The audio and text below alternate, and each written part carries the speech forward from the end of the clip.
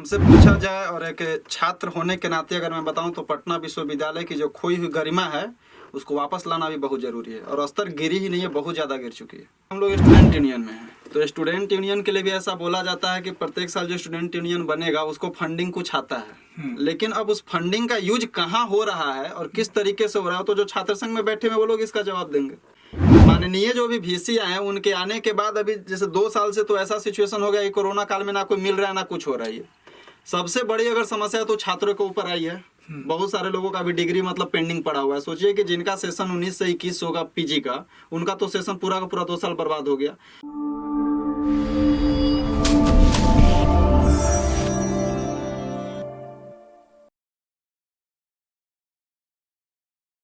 नमस्कार, आप देख रहे हैं नेशन भारत। मैं हूं मनोज चतुर्वेदी। आज हम फिर अपने आमने सामने कार्यक्रम में जुड़े हैं जो कि नेशन भारत का खास कार्यक्रम है। और इसमें आज हमारे जो सामने मेहमान हैं वो पटना यूनिवर्सिटी के जदयू के संगठन में हैं, वहां के प्रेसिडेंट हैं और आपके जाने माने चेहरे हैं जो पटना से बिलोंग करते हैं, शनि कुमार। शनि जी, आपका नेशन भारत में बहुत बहुत स्वागत है। बहुत बहुत धन्यवाद आपका। शनि जी, कैसे मध्यम वर्ग से आते हैं? जी जी। तो कैसे आना हुआ राजनीति के क्षेत्र में अचानक? देखिए, सबसे पहले मैं अपने दर्शकों को बता दूं कि मेरा नाम शनि कुमार हुआ और मेरी प्रारंभिक शिक्षा नेतरहाट आवासीय विद्यालय से हुई थी। वहां से मैंने 2014 में करने के बाद, मैट्रिक करने के बाद मैंने इंटर किया पटना से ही, और उसके बाद मैंने पटना विश्वविद्यालय में नामांकन लिया पटना साइंस कॉलेज में। वहाँ से ग्रेजुएशन करने के बाद मैं अभी भी वर्तमान में पटना साइंस कॉलेज से ही पीजी कर रहा हूँ। जहाँ तक छात्र राजनीति की बात है तो पटना विश्वविद्यालय में एंट्री करने के बाद जो बोला जाता है कि पटना विश्वविद्यालय छात्र नेताओं से भरा पड़ा है, तो यहाँ की सबसे बड़ी बात यह है कि यहाँ पे आने के बाद और जिस जगह से मैं आया था नेतरहाट से, तो एक हम लोगों की एक अलग पहचान होती है कि हम लोग किसी भी तरह के वातावरण में अपने आप को एडजस्ट कर सकते हैं, चाहे वो एजुकेशन लाइन हो, पॉलिटिक्स लाइन हो या चाहे और कोई भी लाइन हो।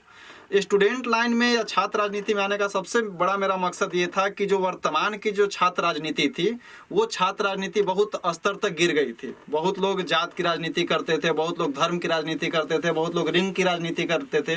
तो इन सारी चीज़ों से ऊपर उठ करके मैंने 2017 के अप्रॉक्स राजनीति में मतलब ओपनली तरीके से आया और उसके बाद मैं छात्र राजनीति में अपना विचार विमर्श देने लगा। मैं पिछले साल छात्र संघ का चुनाव भी लड़ा था।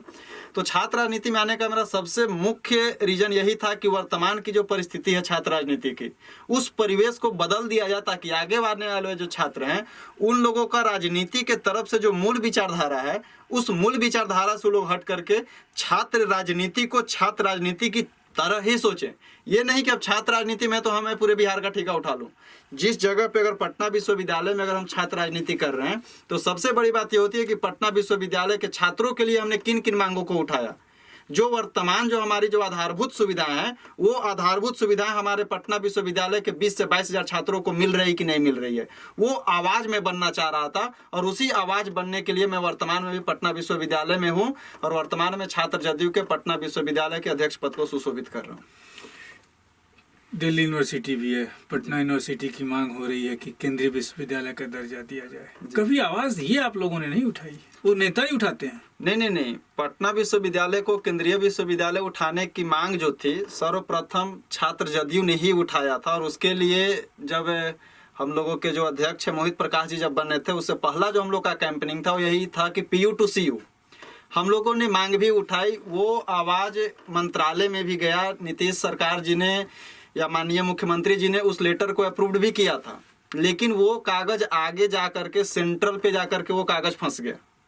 अब जो बिहार की जो गौरव जो है, जो ऐतिहासिक विश्वविद्यालय पटना विश्वविद्यालय माना जाता है, कौन नहीं चाहेगा कि पटना विश्वविद्यालय को केंद्रीय विश्वविद्यालय में कन्वर्ट कर दिया जाए। पहली बात।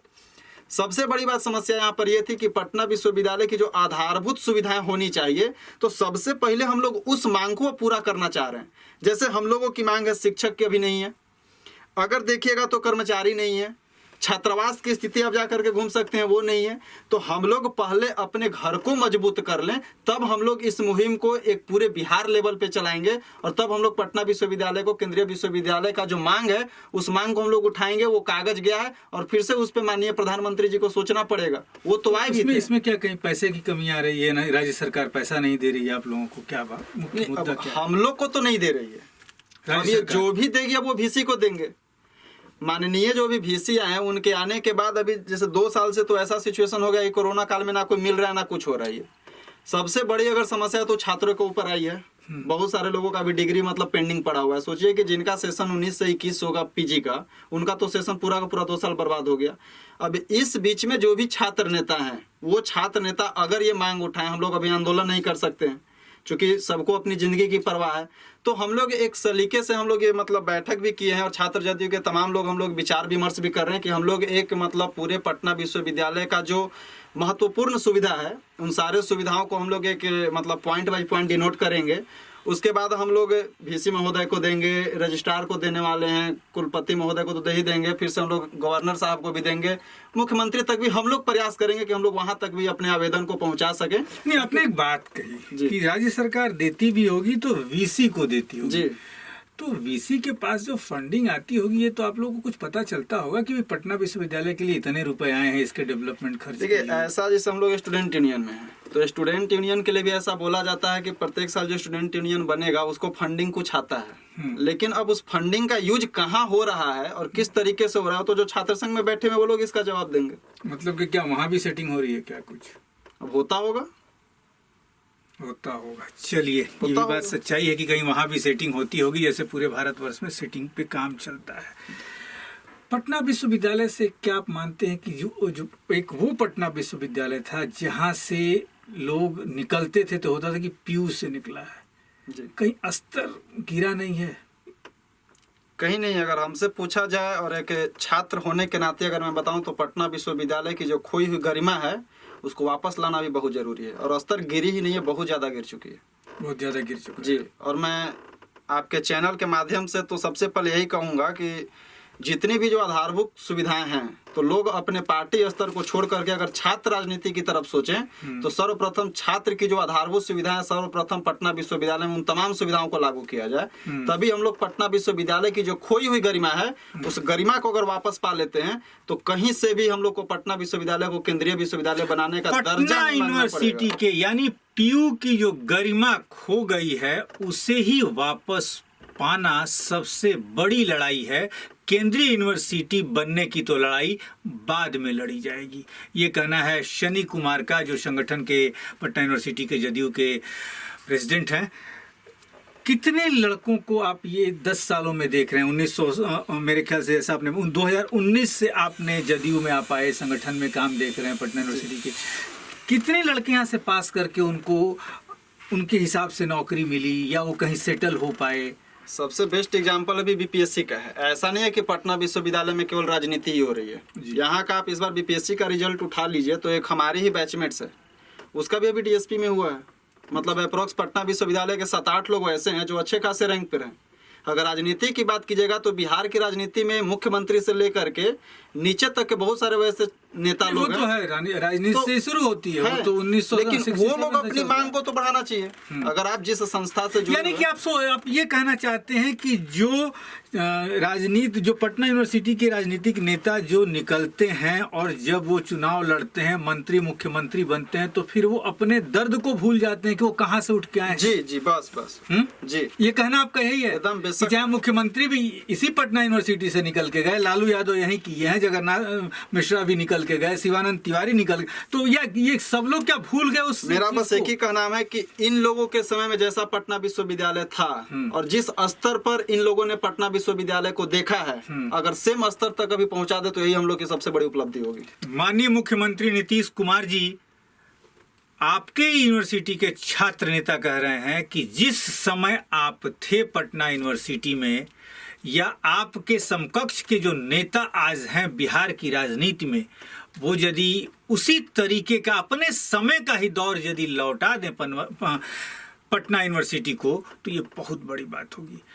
सनी कुमार जी, बहुत बड़ी बात आपने कही। आप चाहते हैं कि वही दर्जा लौट आए? जी, क्यों नहीं। हम एक छात्र हैं और सर्वप्रथम छात्र होने के नाते छात्रों की सुविधा होनी चाहिए। अभी जिस पटना विश्वविद्यालय जो ऐतिहासिक है, जो 7वें रैंक पर आता है, गंगा तट पर बसा पटना विश्वविद्यालय, तो क्यों न जब वो पहले के जैसा था, अगर वो पटना विश्वविद्यालय फिर से बन जाए तो पटना विश्वविद्यालय को केंद्रीय विश्वविद्यालय का दर्जा क्यों नहीं मिलेगा? कहीं ये तो नहीं है कि पटना विश्वविद्यालय के दर्जा को कम करके मुख्यमंत्री जी नालंदा विश्वविद्यालय को ज्यादा नहीं, ऐसा नहीं है। जब हमारे वीसी महोदय, आप देख लीजिए पिछला 2 साल का बहुत सारा पटना विश्वविद्यालय में चेंजिंग हुआ है। जैसे जो केंद्रीय स्तर पर जो एडमिशन प्रोसेस चालू हुआ, तो उसमें बहुत सारे लोग जो धांधली होता था छात्रों के साथ, जो लोग बोलते थे या बहुत सारे लोग वैसा काम करते थे, सब लोग का मार्केट वीसी महोदय ने बंद कर दिया है। तो पटना विश्वविद्यालय अपनी पुरानी गरिमा को वापस लाने के लिए तो बढ़ चुकी है। अब ये अलग बात है कि 2 साल या 3 साल का समय लगेगा, चूंकि 2 साल तो बर्बाद हो गया। तो हो सकता है कि आने वाले 3 साल 4 साल में पटना विश्वविद्यालय फिर से वही अपनी पुरानी कक्षाएं बंद हैं, सब कुछ बंद है। आप अपने जो छात्र आपके नेता हैं और जो आपके संगी साथी हैं, उनको क्या कहना चाहेंगे? मैं उनको बता दूं कि पटना विश्वविद्यालय में हमारे कुलपति महोदय से बात भी हुई थी। उन्होंने साफ साफ कहा था कि जब बिहार सरकार का गाइडलाइन आएगा तो एग्जाम कंडक्ट करवाया जाएगा, फाइनल है। दूसरी बात यह था कि अभी पीजी की जो भी कक्षाएं थी, चाहे वो 4th सेमेस्टर के हैं, 3rd सेमेस्टर वाले जो लोग थे, 3rd सेमेस्टर 1st सेमेस्टर, तो उन लोगों का 50% अटेंडेंस के साथ कोविड प्रोटोकॉल के साथ कक्षाएं संपादित कर दी गई हैं। बहुत सारे विभागाध्यक्ष महोदय क्लास को चला भी रहे हैं और बहुत सारे जो प्रैक्टिकल थे वो प्रैक्टिकल भी ऑलरेडी 50% के साथ चल रहे हैं। तो धीरे धीरे जैसे स्थिति सामान्य होते जाएगी वैसे वैसे पटना विश्वविद्यालय अपनी फिर से रनवे पे आ जाएगी और सारे के सारे छात्र कैंपस आना चालू कर देंगे। सनी जी, चलिए, आपने नेशन भारत से बात किया, आपका बहुत बहुत धन्यवाद।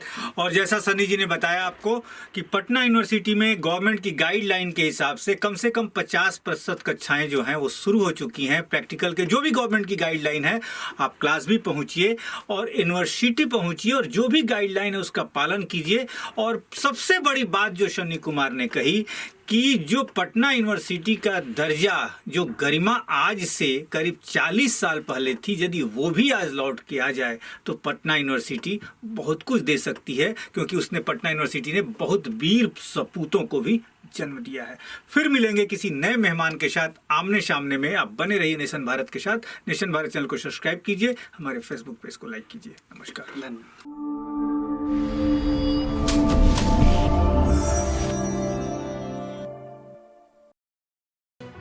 लेटेस्ट खबरों से जुड़े रहने के लिए हमारे चैनल नेशन भारत को सब्सक्राइब करें और बेल आइकन को दबाएं ताकि कोई खबर छूट न पाए।